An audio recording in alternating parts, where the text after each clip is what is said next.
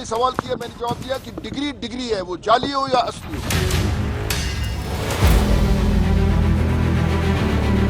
اگر پیسے ہم لوگوں نے لے کے گئے تو ہمیں بتا دیں.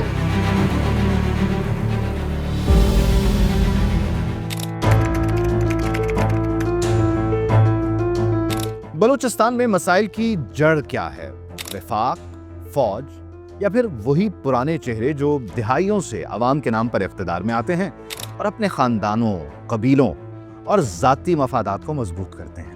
یہ وہ سوال ہے جو ہر بلوچ نوجوان کو خود سے پوچھنا ہوگا, کیونکہ حقیقت یہ ہے کہ بلوچستان کی ترقی کی راہ میں سب سے بڑی رکاوٹ خود بلوچستان کے سردار ہی ہیں. 2008 سے 2013 کی رئیسانی حکومت کی کارکردگی اور پھر عبد المالک بلوچ, نواب ثناء اللہ ظاہری اور عبد القدوس بزنجو کا 2013 سے 2018 کا اقتدار آپ انرتھ کی گزشتہ ویڈیوز میں سمجھ چکے. آج 2018 سے آگے کی داستان سنیے. 29 مئی 2018 کو بلوچستان اسمبلی کی 5 سالہ مدت مکمل ہوئی. 25 جولائی 2018 کو انتخابات ہوئے اور بلوچستان میں بھی تبدیلی کا نعرہ لگا, لیکن تحریک انصاف کے حصے میں صرف 7 نشستیں آئیں اور نئی نویلی بلوچستان عوامی پارٹی نے تاریخی 24 نشستوں پر کامیابی حاصل کی. بی اے پی نے دیگر جماعتوں کے ساتھ مل کر حکومت بنائی.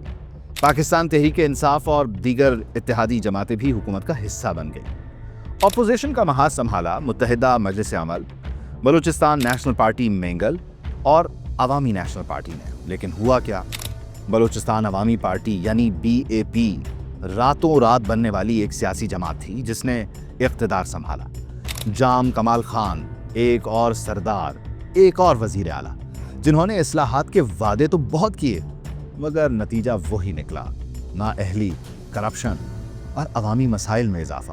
جام کمال خان کی بلوچستان کابینہ میں مجموعی طور پر 11 وزراء اور 4 مشیر شامل تھے. اس جماعت اور کابینہ میں وہی پرانے سردار شامل تھے جو ہر دور میں حکومت کا حصہ رہے. اس حکومت کی کارکردگی دیکھیے. صرف تعلیم کا شعبہ دیکھا جائے تو یہاں 12 ارب روپے مختص ہوئے لیکن خرچ ہوئے صرف 5 ارب. 6 ارب سے زائد کا فنڈ کہاں گیا, اس کا کوئی جواب نہیں. صحت کے شعبے کا حال بھی کچھ مختلف نہیں. 10.5 ارب روپے دیے گئے, خرچ ہوئے 4, باقی پیسہ انہی سرداروں کی تجوریوں میں یا کاغذی منصوبوں کی نظر. بلوچستان میں انفراسٹرکچر کے شعبے کے لیے 15 ارب روپے مختص کیے گئے, لیکن زمینی حقائق کچھ اور ہی کہانی سناتے ہیں. ان 15 ارب میں سے صرف اور صرف 7 ارب روپے خرچ کیے گئے, جبکہ 8 ارب روپے کرپشن یا ناقص منصوبہ بندی کی نظر ہو گئے. اسی طرح پانی اور صفائی کے نظام کے لیے 8 ارب روپے رکھے گئے, لیکن خرچ ہوئے صرف 3 ارب 50 کروڑ. باقی 4 ارب 50 کروڑ کا کوئی پتہ ہی نہیں کہ وہ کہاں گئے. دیگر ترقیاتی شعبوں کے لیے 9 ارب 50 کروڑ روپے مختص ہوئے, مگر خرچ صرف اور صرف 4 ارب 50 کروڑ ہوئے اور باقی 5 ارب روپے کا کوئی مصرف ہی سامنے نہیں آیا. یعنی ہر شعبے میں پیسہ تو دیا گیا, لیکن استعمال وہاں ہوا جہاں عوام کو فائدہ نہیں بلکہ مخصوص طبقات کو فائدہ پہنچے. اس دوران گھوسٹ پروجیکٹس کی لائن لگی رہی, یعنی وہ منصوبے جو صرف اور صرف کاغذوں میں تھے لیکن اصل میں کہیں موجود ہی نہیں تھے. بلوچستان میں ایک سردار کے بعد دوسرا سردار وزیر اعلیٰ بنتا رہا, لیکن عوام کے لیے نہ اسکول بنے, نہ ہسپتال, نہ ہی روزگار کے مواقع. وفاقی حکومت نے بجٹ بھی دیا, لیکن سرداروں نے وہ پیسہ عوام تک پہنچنے نہیں دیا. 2018 سے 2023 کے دوران بلوچستان کو وفاق کی جانب سے ہر سال باقاعدہ بجٹ دیا جاتا رہا. مالی سال 2018 سے 2019 میں مجموعی وفاقی بجٹ 550 ارب روپے تھا, جس میں سے بلوچستان کو 40 ارب روپے دیے گئے, یعنی کل بجٹ کا 7.2%. مالی سال 2020 سے 2021 میں یہ رقم 50.5 ارب روپے ہو گئی, جو کل بجٹ کا 8% بنتی ہے. جبکہ 2022 سے 2023 میں بلوچستان کو 55 ارب روپے دیے گئے, جو کہ مجموعی بجٹ کا 7.8% تھا. یعنی فنڈز کی فراہمی وقت کے ساتھ ساتھ بڑھی, مگر یہ رقم بلوچستان کی ترقی پر خرچ ہی نہیں ہوئی.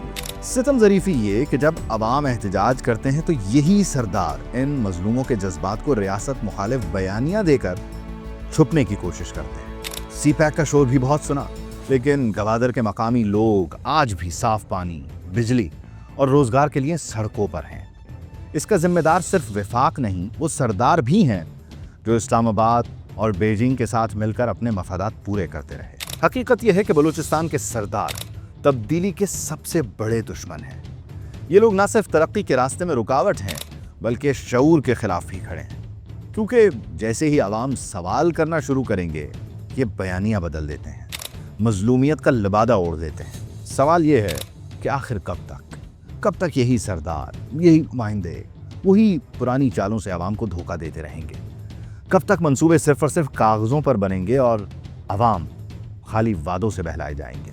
अब फैसला बलोच आवाम को करना है, वही आवाम जो हर बार इन्हीं सरदारों को वोट देते हैं, जो बरसों से इनके बजट को खाते आ रहे हैं, वही नुमाइंदे जो हर बार इख्तिदार में आकर वही करप्शन की कहानी दोहराते हैं और बलूचिस्तान की तरक्की एक ख्वाब बनकर रह जाती है, लेकिन इल्ज़ाम फिर भी दूसरों के सर आता है। अगर ये सिलसिला अब भी ना रुका तो आने वाली नस्लें न माफ़ करेंगी और न भूलेंगी।